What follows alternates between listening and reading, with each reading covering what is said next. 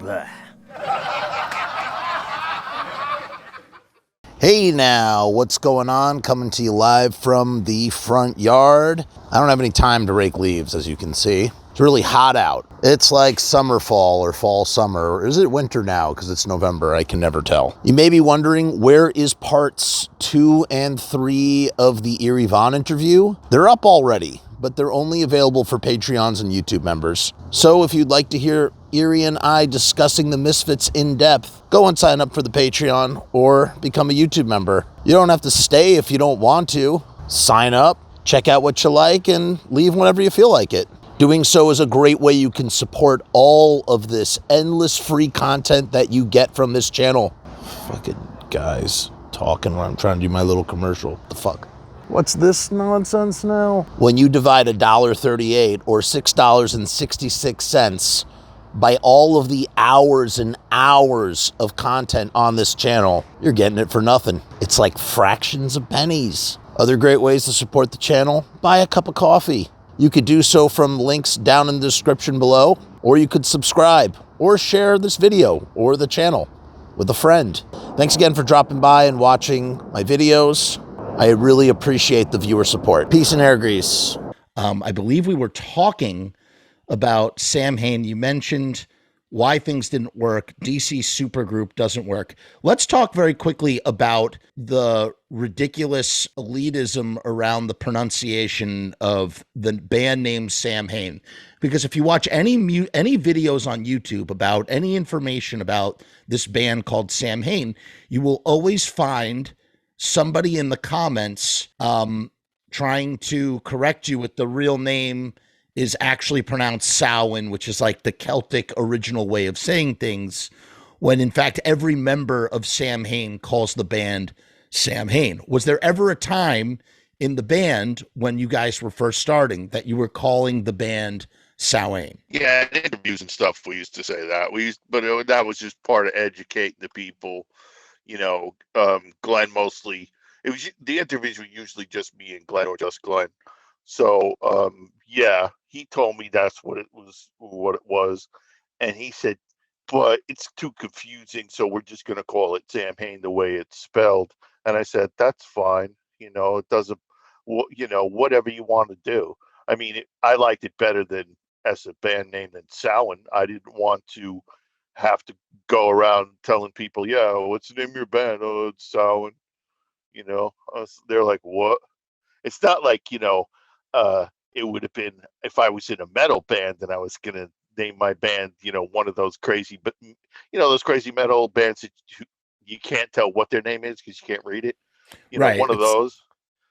Yeah, that would have been okay. If I was Samhain and painting my face and burning churches and stuff, that would have been fine. But that wasn't. That was too much. Yeah, you get that whole thing of like, well, it's pronounced Samhain.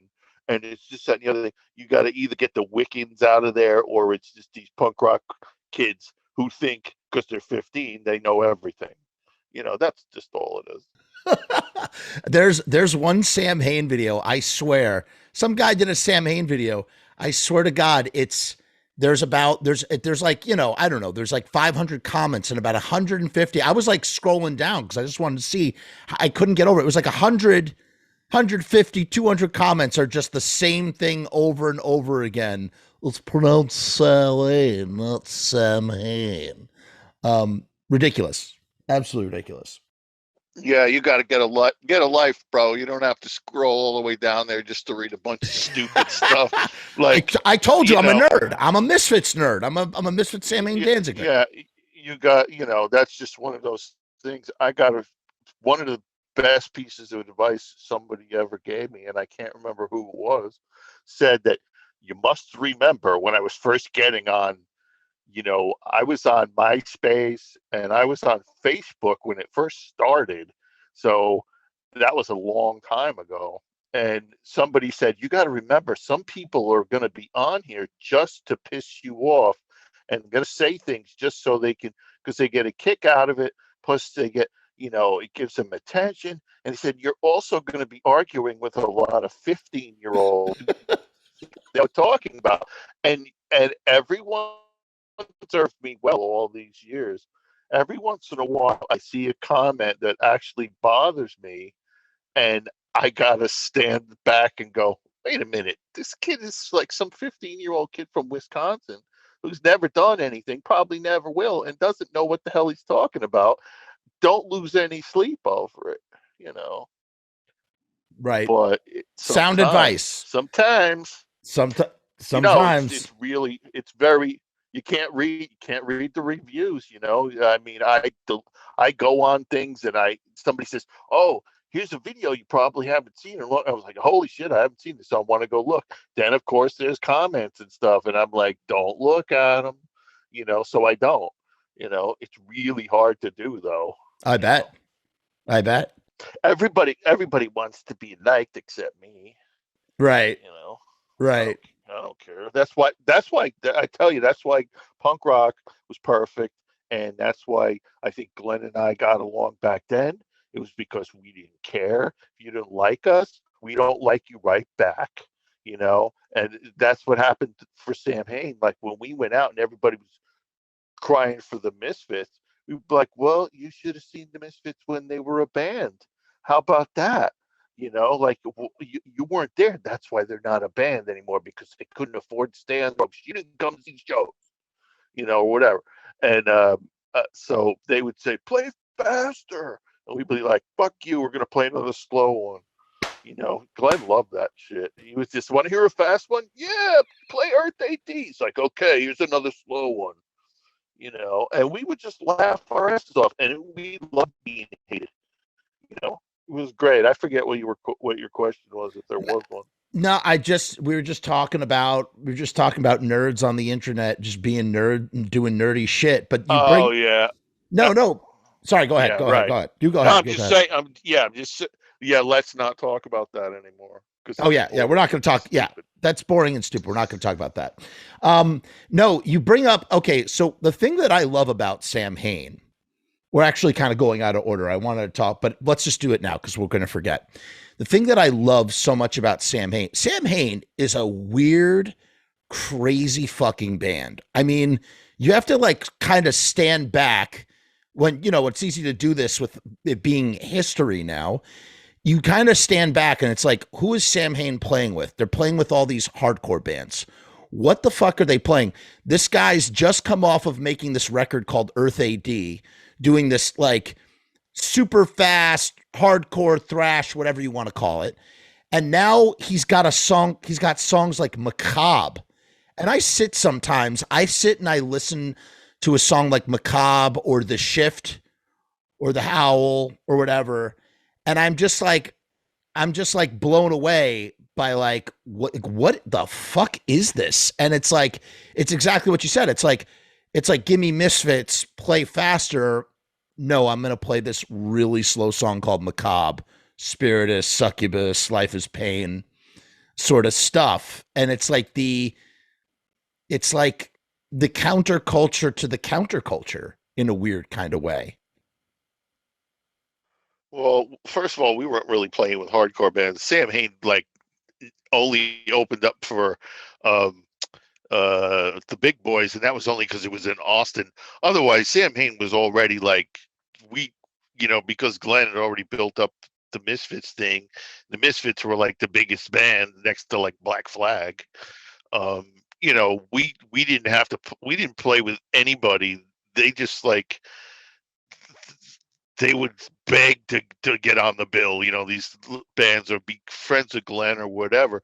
So we weren't even involved in the hardcore scene. All the hardcore stuff was happening around and before. Um, by 84, hardcore was dying out. Like the guys I knew that were in hardcore bands were all evolving into other kinds of bands, and most of them wanted to go metal. You know what I mean? Which was weird because it was everything everybody hated, but the more they got exposed to it, they were like, yeah, but they were getting the aggression and the heaviness and just the sound of it, and they could still be angry, you know. And you know, SSD, they were starting to go, and we thought their last record was like metal. It was slow. It was like, you know, real crunchy and all this stuff. The FUs went turned into the Straw Dogs, and they were going metal, but it was metal to us, but it wasn't like Black Sabbath metal. It was just it wasn't just fast as you can, like kind of shit that hardcore always was. And it was just different. And maybe everybody was evolving and getting older and, had other influences happen and stuff. So Samhain was just a thing all unto its own, sort of just like the Misfits were. The Misfits never fit in anywhere, you know, um, even though they were, in that whole hardcore scene pretty much the whole time.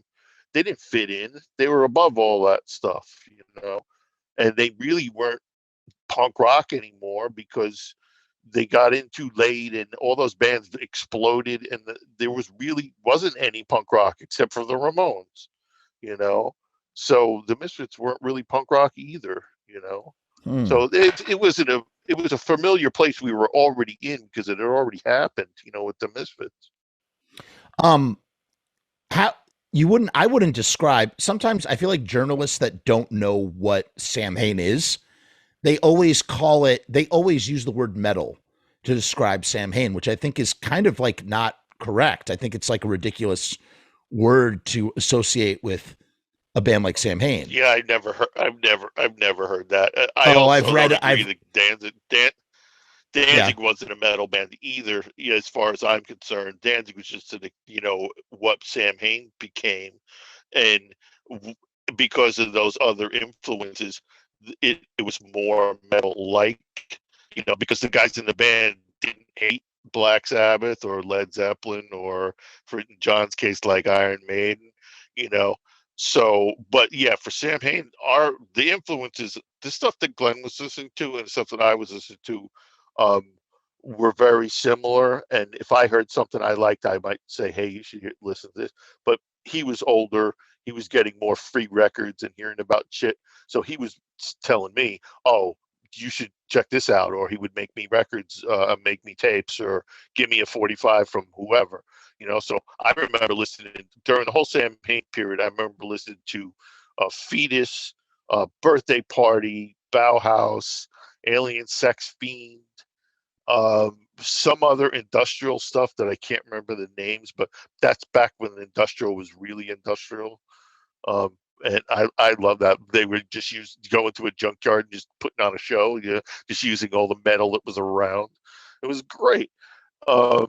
Yeah, so metal's definitely a wrong way. Samhain was a goth band as far as I was concerned. Absolutely. We were like a psycho goth band, death rock by way of hardcore. Yeah, but we had we had all those images and all that stuff. But the funny thing is, a lot of the bands we liked. Hold on, Eerie, your mic, you just went super far off mic. Oh, how about now? Much better. Thank you. Sorry to interrupt you. Go ahead. Yeah, it just fell down. No, those bands that we liked or might have listened to, they all had the same influences, like, oh, Birthday Party. Well, who was the singer in the Birthday Party? Oh, wait a minute. He likes Elvis. Jesus. Oh, so who likes Elvis? Glenn likes Elvis. Eerie likes Elvis too. And then Peter Murphy. Well, he likes David Bowie. Well, I think Glenn and Jerry liked Bowie. I know who Bowie is. My sister was a Bowie fan. Like, everybody was all around the same ages, and had a lot of the same influences. So basically, I thought we were kind of like a goth band with still those other influences.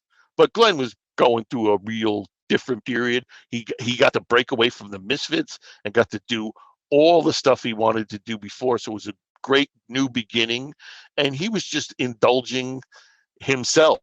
That's why stuff is so crazy, and there's still some sort of Misfits-y kind of songs in there every once in a while, but it was a transitional period for him. That's why people can't figure it out. But I will tell you, I have read a lot. Every time I've ever read anything about Samhain from like whatever, like the Brooklyn, whatever, just like any like blog online music thing, they always use the word metal, and I think it's just so inaccurate. I just wanted to Uh, uh, And who are these people? just Who are just these people? Were they uninformed. there? No, uninformed Yeah. music journalists who If don't you're know not, how to write about it. you They know, don't know how to write about it. you know, you know who you should ask what it was like and what their impressions were of Sam Hain. I don't know. Me, Glenn, Steve, and Dave and Pete. That's it. Anybody else does not know because they weren't there. They Right. weren't doing it, so they can't. They can say whatever they want. They don't know, and I'm giving you my side of it. Right. Um, Glenn will remember some of the stuff the same way. He'll remember other things that he probably either never told me or forgot to tell me or didn't think wouldn't agree with, but probably not a lot. I have no idea what Pete was thinking the entire time. I still don't know, Can I and tell? I don't know what side Steve was on because we never hung out, so I had no idea what he was thinking about the band or at all. You know what I mean? Well, I've actually I spoke to both Steve and Pete, and in particular Pete. What's interesting? What did Pete think the band was? Well, I asked Pete. I said, Pete, I'd love to hear your thoughts on this. Actually, Yeah, this so would would be I. really okay. Okay, and additionally, you said something in an interview that made my jaw drop because it's something I asked Pete about, and Pete wasn't sure, but maybe you'd be sure. So you said before you guys ever had the Bullwinkle skull for Sam Hain, that there was artwork. There was like Michael Myers from Halloween inspired artwork with the eyes gouged out and whatnot. And I asked Pete, I said, look, all this stuff kind of tracks in my mind from like studying this stuff. 1981 Halloween 2 comes out, right? All right. Glenn also writes Archangel for Dave Vanian.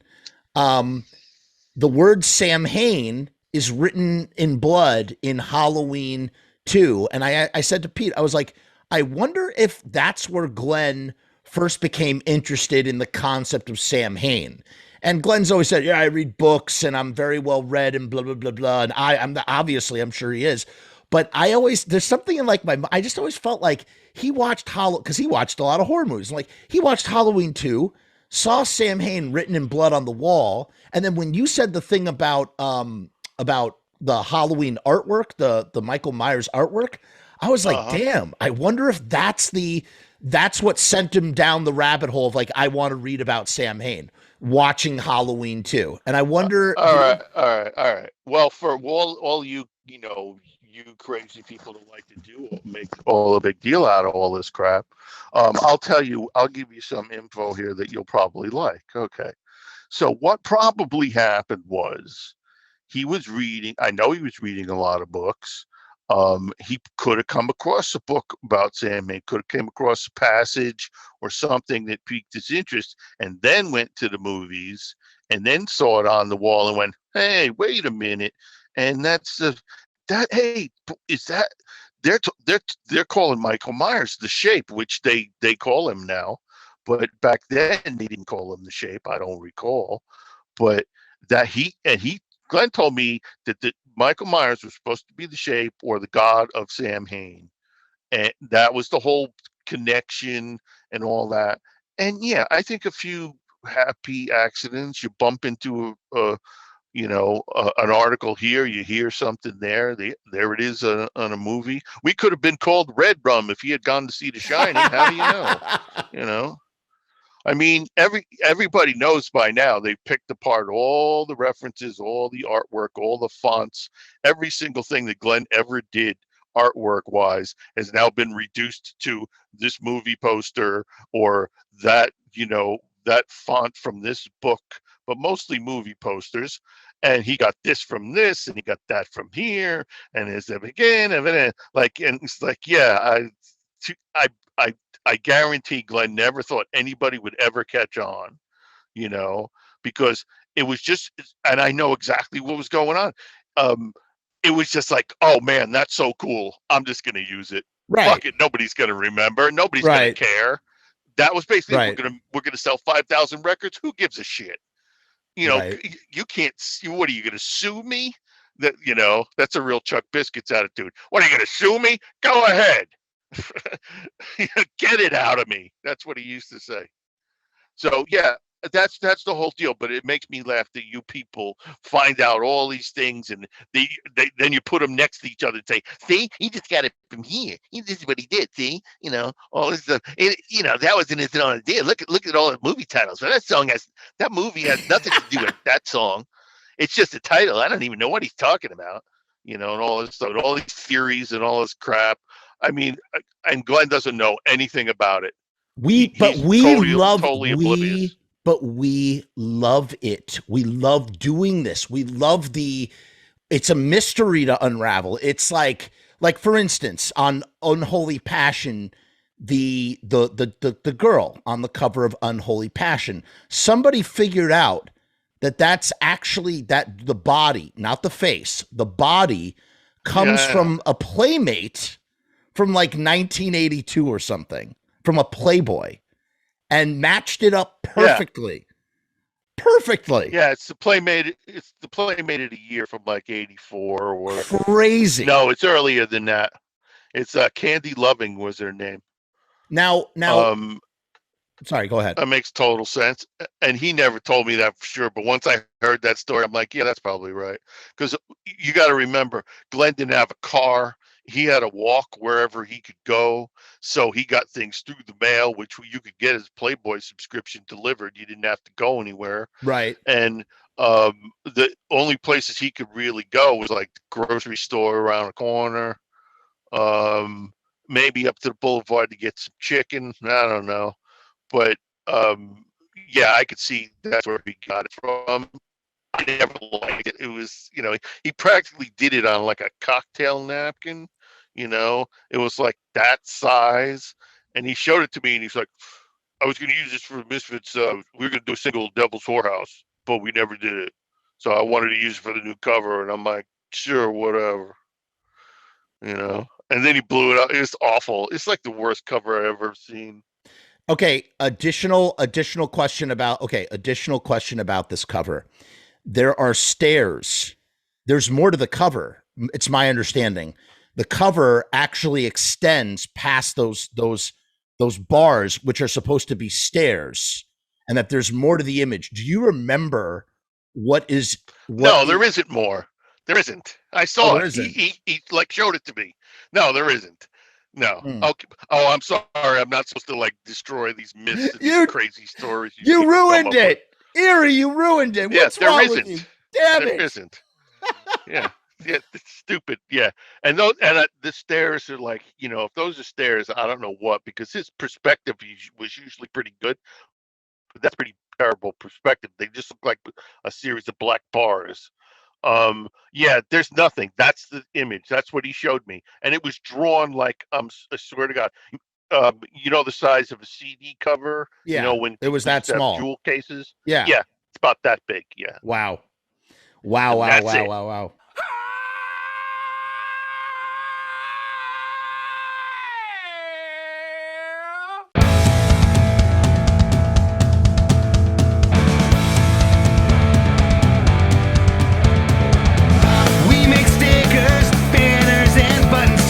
Posters and promo cards, there's nothing we can't print for you. From stage backdrops to bass drum heads, we can print on shirts, we can print on hats, we can print on pants. Cheap prices and high quality, quick turnaround times and free shipping. We also offer free artwork support, great customer service, and so much more.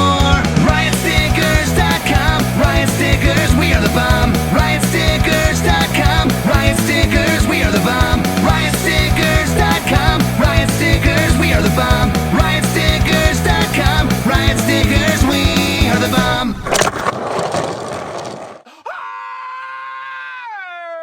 To go back real quick, we were talking about Pete and some things that Pete thought about the band. Oh yeah, what was Pete's perception of the band? So I said, Pete, I want to hear from a guy who was playing guitar for the band. Like, how do you describe, because I'm not a musician, and I always like to put that disclaimer out there. I'm not a musician. I love music, but it's hard, there are certain concepts that I don't have the language. So I say, Pete, from a musician's perspective, explain to me, can you like describe what's unique about Samhain's music? And this is what he said. He said, and people have disagreed with what he said, by the way. He's not, other people have said that's not really the case. He said that it's not really blues based. He said that the music, he said that and this is this actually, we're kind of jumping all over the place, but he said that when he got out of the band, that it took him quite a while, like over a year or something, to stop playing the way that he was playing in Samhain, because he had to play a very particular way. Right? Yeah, I believe that. And that's funny. Yeah, if he was telling me right now, I'd be laughing. And I was, He said that and then here's another thought that I had, and this is, again, pure speculation. I'm sorry, I didn't mean to cut you off. 1 second. Speculation. I still write like that because of the way Glenn writes. You know what I mean? It's like, etched into you. Those things that that's the reason I was in the band. Because that thing made sense to me. Those kind of minor chords and those spooky tones and things. That stuff all made me go, yeah, dude. It's angular. That's cool. It's angular. Yeah, it's just not normal. Right. It's disturbing, and not everybody does it, and everybody goes, oh, that sounds creepy, or that sounds weird. Yeah, that's what it's supposed to be doing. So I can totally believe that Pete had to stop thing. It's the same thing that Alice in Chains has, that Jerry Cantrell, the way he does, and his minor, I think John explained it to me, like minor thirds and musician stuff like that. Like he explained what he was actually doing with his harmony singing and the way he was writing the guitar parts. And I just said, yeah, you know what I think? I think it's fucking cool, and it's real spooky. And Lane was just so like, oh man, he was like a living dead girl, that kind of thing, and so I didn't care, but I knew I liked it. So I still write stuff like that. There's still like bridges and little things that I go, yeah, I'm just going to do with this because that's the way the song goes. You know what I mean? So yeah, and then Pete had to go back to playing old blues rock or just blues rock with Iggy Pop, Well, here's the other interesting, I think I don't know if this is irony or what. Now let's fast forward to after the new music seminar. What's it called? New music seminar? Am I right? I guess. I don't know. Whatever. The Rich show in '86, the final Samhain show. Oh yeah. I thought you meant currently. Yeah. No. Back then. Yeah. New music seminar at the Ritz. And, Pete leaves the band. Pete's sacked from the band. And I was talking about this with the guy from Voice of Doom, John Steele from Voice of Doom. And I was like, I wonder what the hell does he know about it? Well, no, we were just talking. He's a big Samhain fan too. We were just talking about it. You were just talking about it. No. We were just pontificating, speculating and stuff. And I wonder if the irony in that he gets into Samhain by playing that style only for Ruben to be like, I don't like the way that he's playing guitar. You need somebody else. And almost the fact that he plays Samhain music is what ultimately leads to him to leaving Samhain, because he plays guitar like that. Do you think that there's that there's any like weight to that? Were you guys high when you were talking about this? No, it just came to me because it's like he's only playing this like Samhain style of music, and Ruben has plans to take, whatever it's going to turn into eventually. Obviously, it's going to turn into Danzig. Take this band and reform it and reshape it and strip it and yada yada yada. And in that if Pete maybe wasn't playing as Samhain as he played, that maybe it wouldn't have led to the way it led. I don't know. It was just an interesting sort of observation. All right. Let me pick that apart for a minute. Go right so ahead. what a lot of people don't remember or never knew is that like Rick Rubin was in a punk rock band. Rick Rubin was a punk rock guy before he was a rapper, or a rap guy. So he understood and probably, well, I'm not saying he understood. That's probably a wrong way to put it. I think he liked the aggressiveness of it probably, and I'm just speculating, but he was a punk rock guy. So you don't just, something draws you in. The punk rock's like a calling, not everybody stays, but the real ones, they're still the same as they were when they were 15 or 20 years old. They still have that it's in their soul, So he wasn't exactly like that, but so he shouldn't have been so put off by, Pete's playing, because Pete's just a straight ahead Ace Frehley, Johnny Thunders kind of rock and roll guitar player, and those guys, those are the best that everybody wants them. The guys that play with Keith Richards, guys like that, rock and roll guitar players. And if Rubens liked he liked what he heard or whatever, what was he hearing then? Like he liked Glenn, he liked Glenn's voice or whatever. You like seeing Glenn live. Yeah, it's all about him thrashing around and acting like a maniac. But you can't really hear him sing at a live gig because he's always pulling a mic away from his mouth and stuff.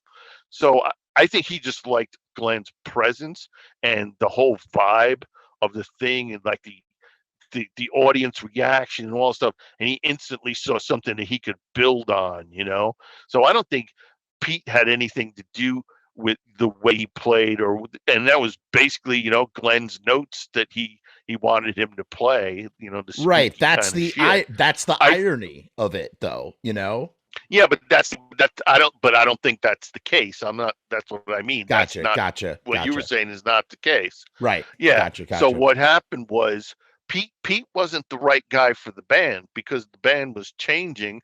Glenn's songs were evolving, and Pete was not fitting in. That's just all it was. He wasn't the right guy. It had nothing to do with, like, Rubin could have came in and said, "You can't play," like they could say with me. Well, you could say, "Yeah, well, that's true," but you couldn't say that about Pete.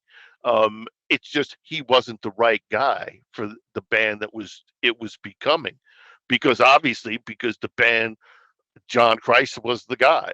You know what I mean? So Pete needed to go, and he needed to go play with Iggy Pop for 8 years, which he probably would never trade for anything. Oh, definitely not. So, definitely not. Yeah, everything works for a reason. Out. Yeah. Sure did. And what's interesting too is, wait, where was I just going to go with that? Oh yeah. So what I want to pivot for a split second to these mysterious Samhain video cassettes. And it seems that Glenn Danzig is finally getting to fulfill his directorial dreams now. But all the way back, he had been talking about, yeah, I'm going to direct these horror cassettes. We're going to put them out on Plan 9, blah, blah, blah, blah, blah.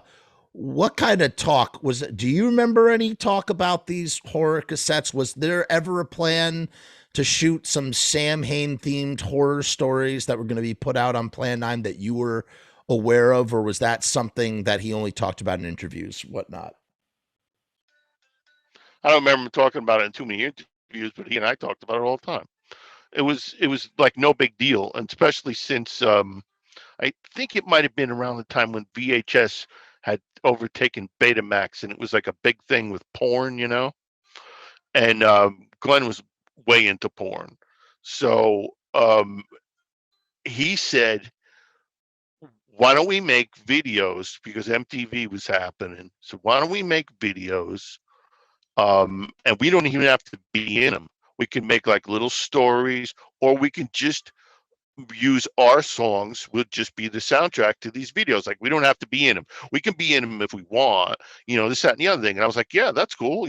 So we were talking about that. And then one day I remember I said, why don't we just do porn, man? Like let's do porn with like blood and like all kinds of crazy shit. I said, fuck it. we're gonna put these out and sell them through like Plan 9, like through the mail and stuff. Who fucking cares? Like, just because Best Buy or whoever it was at the Right. time isn't Right. gonna carry them, doesn't mean we can't sell them at gigs and stuff. Because we didn't have much distribution, but it would have just been for the experience and the fact that we could give them to our friends and stuff, and it was just like in the old days, just that kind of shit. Well, you But did yeah, have we talked about it. It just Sorry, go ahead. it just never came to fruition. And plus, then when the Danzig thing started happening, it was easier just for Glenn to say, okay, this is what I want to write a storyboard, and then just have a director and cameras already there and stuff. Like, we didn't have to go out and buy cameras and do all the work ourselves, because it was, it would have been easier if it was today, where we could have done it all on like really good phone cameras and things like that, or really good digital cameras. Back then you had to buy film, so the video cameras were terrible. What's interesting is right after that, it does sort of manifest in the Danzig home cassette and Danzig, the Danzig 1 and Danzig 2 home cassettes, because of everything that's going on. You're not getting airplay on like MTV or whatever because of the videos or whatnot. So you just end up putting out, the cassettes do come out. They just don't come out in that kind of way, which is kind of interesting how that eventually sort of worked itself out. Well, this is, right. That was the whole thing. The home video things would just be for our fans. And we knew that they wanted them. And Glenn got to indulge in his other thing, which is, making films or horror movies or whatever. And it was just like, yeah, we know no one's going to show these, so we'll just make it for our people and fuck everybody else. That's just the way it always was. So now I totally understand him wanting to do movies. Makes total sense.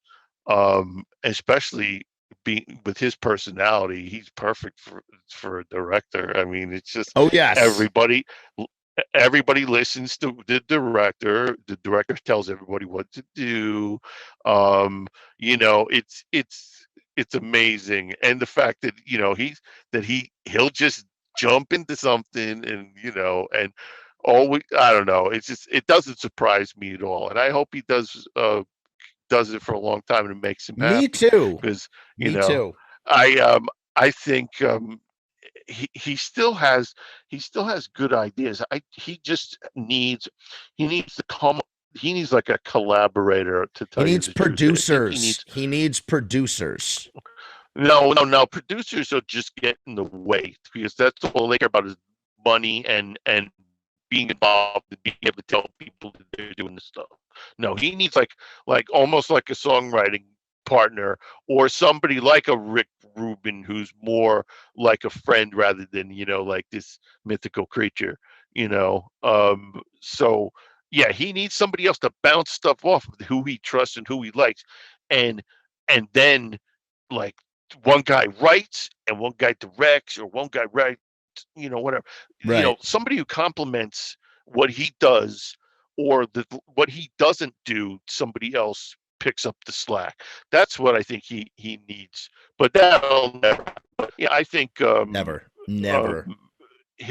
I think he'll keep doing it. I hope he has a lot of fun with it, because then he can still do the soundtracks and be in complete control, right, and never have to even worry about anybody liking it or not. And that's really what he does. He wants to do what he wants, and fuck you, and I'm gonna keep doing it. And it's great. I mean, that's punk rock till the day you die. But it's a lot easier to do that when you're getting $1 million a show. It's like, sure, you can tell people to go to hell when you're rich. $1.5 million. Have you seen either one of his films? Oh no! How would I see them? I don't know. They're like out there. I've seen both of them. They're interesting. I think if he keeps doing it, he's going to get better and better and better. He's got to keep practicing. And yes, you're right. When I say producer, I'm thinking of more like a creative producer, not like a money producer. Somebody who. Oh yeah, but they all think they know what they're talking about. That's the problem. But like someone who like. Yeah, I know. Yeah, I know what you're saying. Yeah. like Glenn speaks in abstract ideas, like I want this, this, and this, and then a creative producer goes, okay, so the way we would do that would be, this, this, and this, and this, So and then all right. So Glenn has the idea, and then this guy makes it happen. That's what you're saying, right? yeah, Like, exactly, kind yeah. of. I think that would be a better way to facilitate Glenn's vision in that kind of way. And but that is a dude, that's the thing about all the Jerry and Glenn in general. These are guys that have always been in control, or want to be in control of their image, of what they're doing artistically, and it has to be, it's a pinpoint, and at the top of the pinpoint is one person. There's there can't be multiple people, and that's how these guys operate. That's how they've always operated. Yeah, it's a lot of it's a lot of ego, Yeah, that's the more blunt, matter of fact way to say it. Yes, it just really comes down to ego. That's one of the first things Glenn and I talked about. He goes, "Oh, you got to be an egomaniac if you're in a band in the first place," And I was just like, yeah. And everybody, I was a ham from out of the womb. So I totally understand that. But as I grow older and much wiser, and especially when having a lot of relationships over the years, you learn that sometimes you got to go along to get along, Right. And that sometimes, and most times I find that it's more fun to say, here's the song I just came up with, play the whole song, and then go, what do you think? And then hand it off to somebody else and see what they do with it, rather than just saying, hey, you, guitar, play exactly what I tell you to. How Right. much fun is that? So now two people are not having fun, so when you said, yeah, okay, so Glenn's the idea guy, and what he needs is a facilitator, somebody who sees his brilliance and his vision and makes him happy by making it come true. Yeah, that reminds me of somebody who Creative played producer. guitar. I think that was John Christ that did that. Like in the first band, it was just like Glenn would come in and say, "Yeah, it sounds like that one record." It's like, it's like, and he'd be, "Oh, mean like this?" It's like, "Yeah, but a little bit higher." Oh, like this? Yeah, that's it. There you go. So he needs that to happen for movie. Maybe he needs more than one person. Maybe he needs like a band of people. Well, you do. If you're a crew, you need a crew. You need a crew. But what's interesting? Posse. Yeah. But what's interesting, Eerie? It's funny that you say that. Everything you just said, because look at the secret sauce for the first 7 years of Danzig. The personnel remains locked in place because that hierarchy exists, right? You guys do 4 records together and an EP and some, a whole bunch of stuff. Two VHS cassettes, three if you include How the Gods Kill. But it's like that formula is in place, and it creates this stable lineup that is incredibly productive. It's interesting. Yeah, it's just like a recipe. That's the whole thing. And so Glenn right now hasn't he's going to be learning and getting better on his own, but I think he needs, and this happens in the movie business a lot, he needs to find somebody who's maybe a writer or a director, Sure, something that just is going to have a dinner with him or something, or gonna go see a movie and then talk and go like, why don't we get together and do something? He needs somebody like that, and I think when that happens, he's going to do stuff that people are going to look at that are as good as some of the records, and I could see that happening. I want to talk to you about Archangel and the evolution from the Dave Vanian version all the way up to the Samhain version. You've talked about previously in interviews, or at least I remember you, because you've corrected me several times. I remember you talking about an interview. See, I'm covering my bases there. I'm remembering that you said that, it's like you don't have a lot of money, you don't have a lot of time in the studio, tape is expensive and whatnot. So I imagine that Archangel the Archangel that Dave Vanian had probably winded up being the Archangel on the final record after, you know, whatever, however many revisions you guys made to the tape. What do you remember what it was before it got into Sam Hain and was like a Sam Hain track? Do you remember that track being discussed at all, or Glenn discussing that track, or as you're forming Sam Hain, hey, I got this song Archangel, it's pretty cool, check it out, blah blah blah, anything like that? Yeah, as far as I can remember, he had already either recorded it with Al from Reagan Youth playing bass. And I don't really know what happened or how that came about because I didn't care, you know. It's not my favorite song. Um, and I don't even remember if I must have played on, I must have overdubbed the bass part because I remember playing on everything else, but um you know, yeah, I think because Glenn's big on like, well, he's not in the band, he can't play on the record, which I don't understand. But so yeah, basically, I heard the Davanian story after that. You know, like maybe um, that from one thing that like that's the same thing that happened with the tour that they never were supposed to go on in the first place. You know, the Misfit tour, opening up for the Damned. You know, that kind of thing. It was just like, from what I understand, or what Glenn told me, it was just like, yeah, Jerry was, you know, said, yeah, we got to, you know, we're going to open up for the Damned and all this, and then he never had a contract. He never had nothing. They just went over there and like got their way in. That's what I remember him saying. And yeah, so I think I heard that Jerry had basically like talked to somebody and said, yeah, you know, Dave's coming over, he's going to do the vocal, and you know, who knows if he ever even talked to him. I don't know. So yeah, and there was a version. We did a test pressing. I remember getting a test pressing. There was 3 copies, and the original test pressing, I think, had the L Pike bass playing on there, or that was that version. And for some reason, like, I don't understand how it was even there. No, that's not the story. Wait a minute, I'm confusing 2 different things. Oh, okay. No, the one, he liked the whole record, but he didn't like the Archangel version, so we got to go remix it or something, or remaster that particular part. I don't even know if you can do that, but yeah, I think we had to go remix it, and then because the first 3 pressings had a mix he didn't like, and he scratched it out, so you couldn't play it. I was just like, Explain that to really? me. Explain that to me. So he literally just physically took some sort of implement and was like, You know, like a nail or something. Yeah. yeah, because he didn't want anybody to hear it.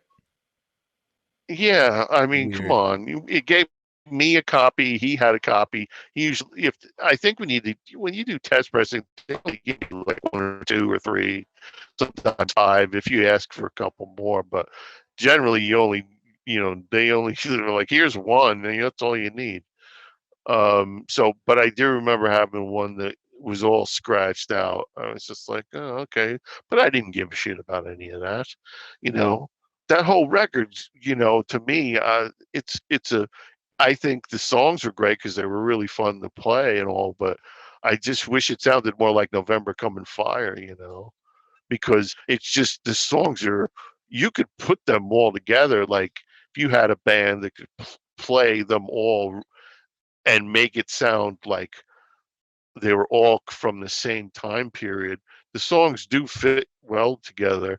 It's just the production on each of the records is so weird, you know. Varied. They just, yeah. Then, well, November was like the best record I thought that we ever did, and I was very happy with that. We worked hard on that, and it evolved. Sound was much better. I wish we had recorded it somewhere else, but I remember the whole Unholy Passion sessions and stuff were really weird, and it was a weird period.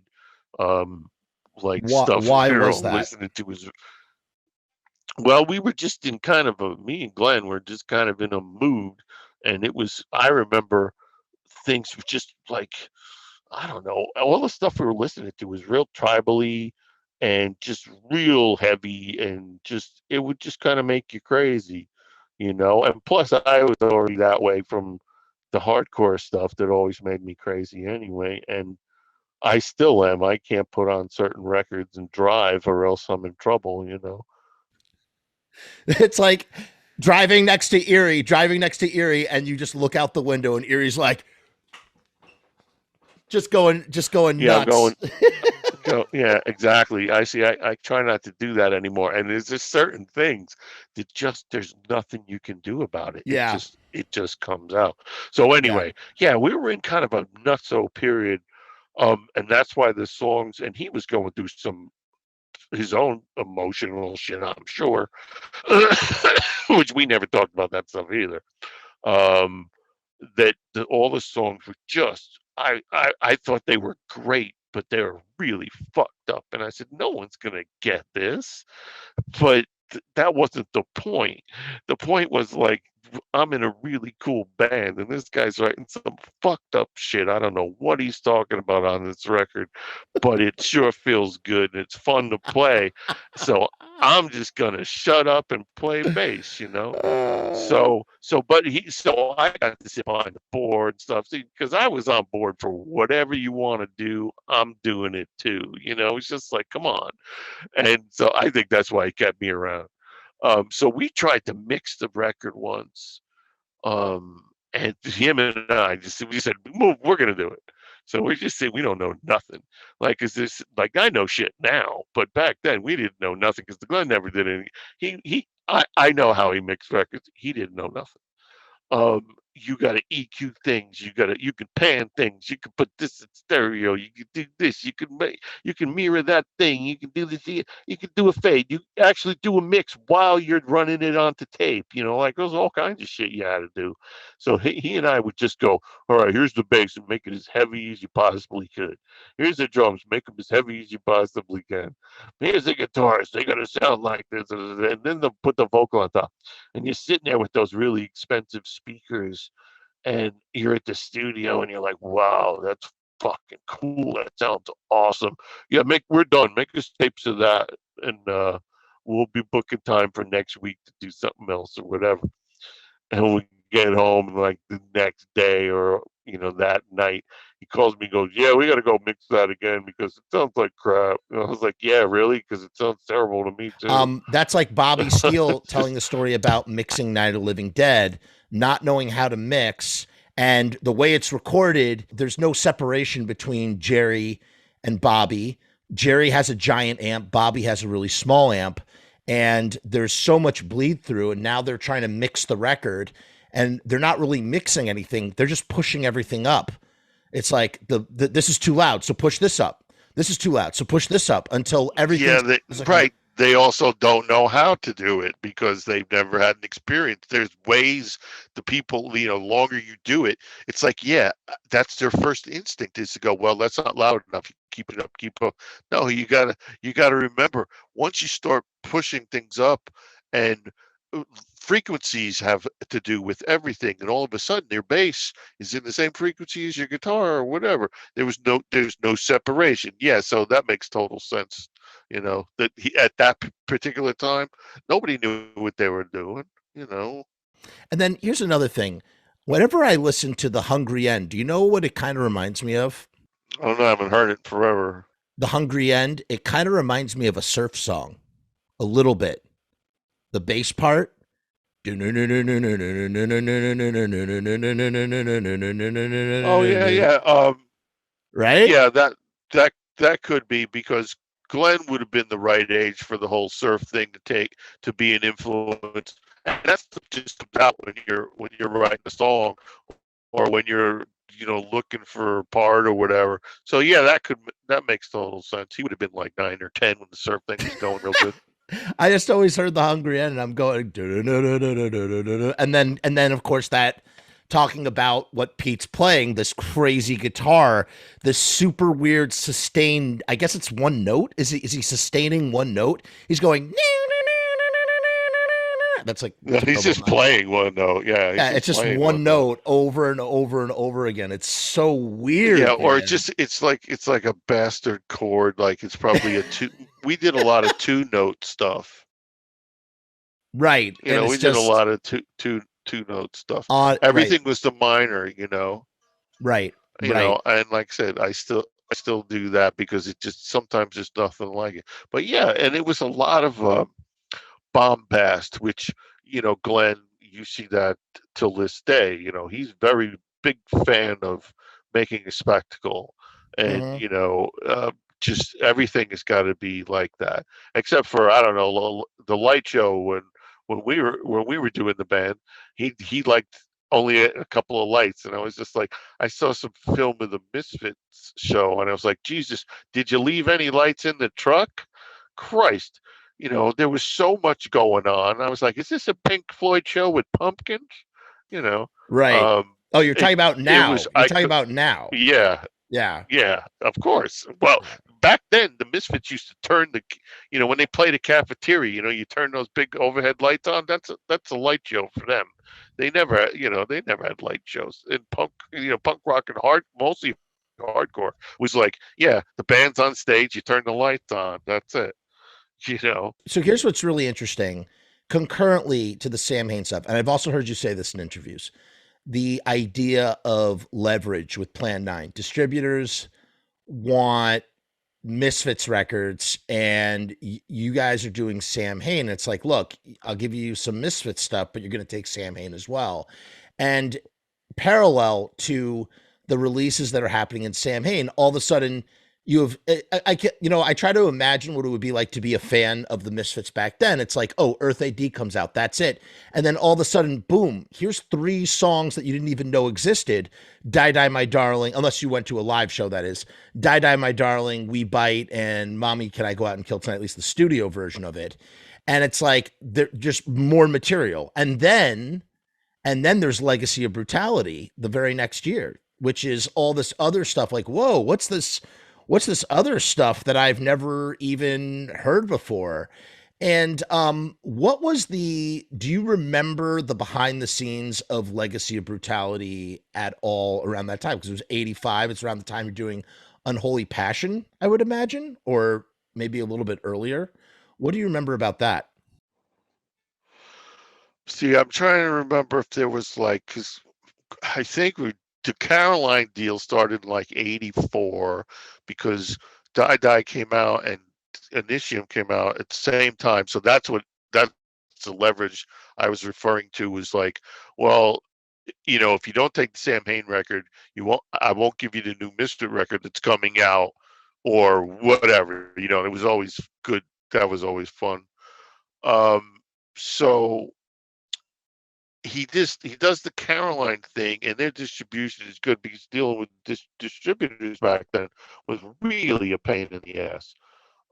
You had to box everything up, and then you got to wait 90 days for them to pay you, and they would send you back all the returns. You know, instead of paying you what they agreed upon, they would pay you less because they would send you back ones that didn't sell, and then you're out of money, and we're stuck for 90 days anyway. But anyway, so Caroline was a good deal, and we were, you know, they might have said, hey, well, you got anything else? You know, or have you thinking about doing any, you know, putting out any other stuff? You know, so that could have been the impetus to get him off his ass to do Legacy, because I think he always wanted the Static Age stuff to come out, but he probably had in the back of his mind that, well, we'll do it proper down the road, you know, if need be. So what made the most sense was to just give the people nothing to take them crazy and throw on a couple of other things, you know, because that's the only place that he could have released American Nightmare. So that was a big deal. Right.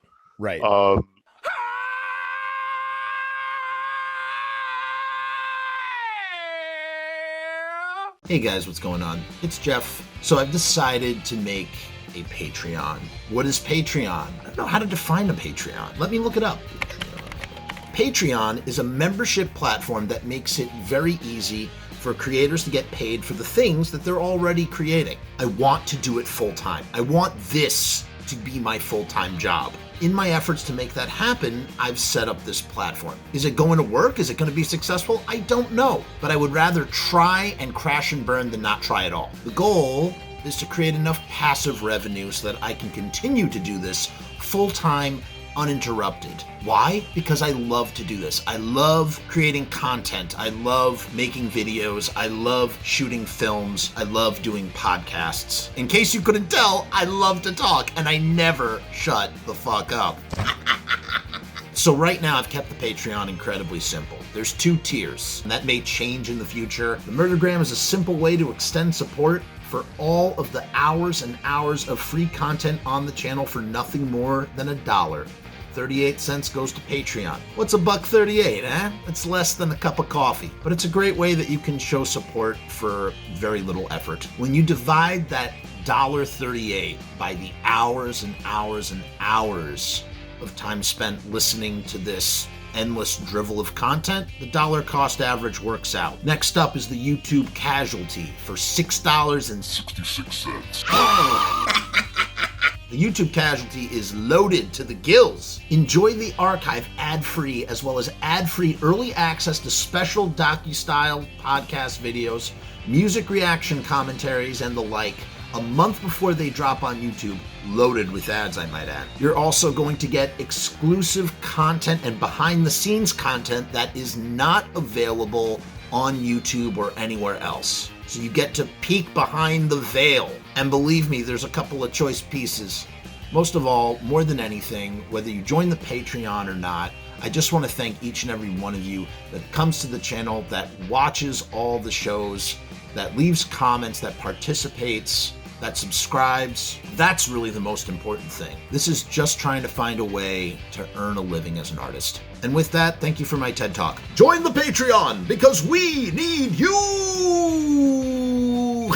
66 cents.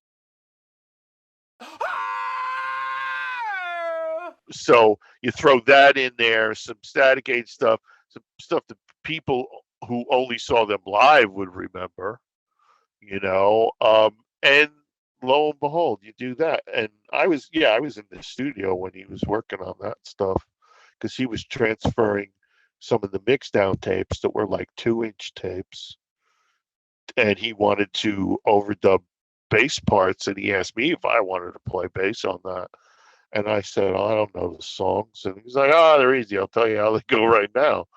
And I was just like, no, I don't want to do that, because I'm a big one for not messing with history, And it's just like the way you don't refinish an old table. It's just supposed to be that way. You leave it alone, put some lemon oil on it. So I didn't want him to remix the stuff at all. I just wanted him to, what they call these days, remastering, where you just sequence it and put it out in a different order with a different cover and a maybe colored vinyl, and that's it. But he went in and laid bass tracks over some of Jerry's old bass tracks, and it's just terrible. But he put it right on the master tape? He put it right on top of the master tape? No. You transfer the master tapes to probably another master tape. And then what he did was put a bass track alongside that, like, you know what I mean?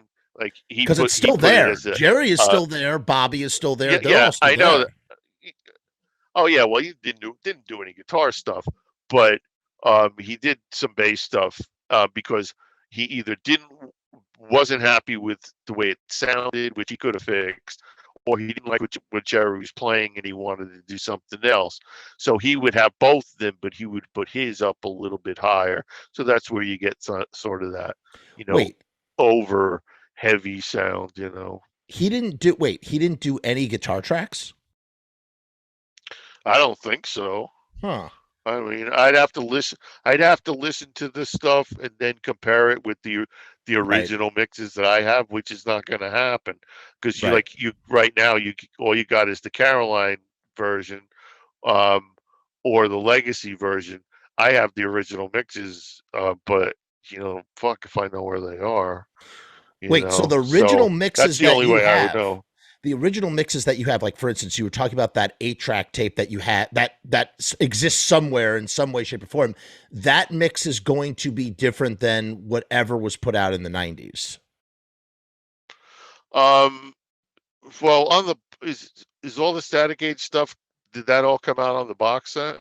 That came out on the box set, but then they did a separate reissue that had In the Doorway on it, and those were done. That was made possible by a mix down tape that was in the possession of Frank. Frank had a mix down tape. I don't think it came from the original masters. I don't know.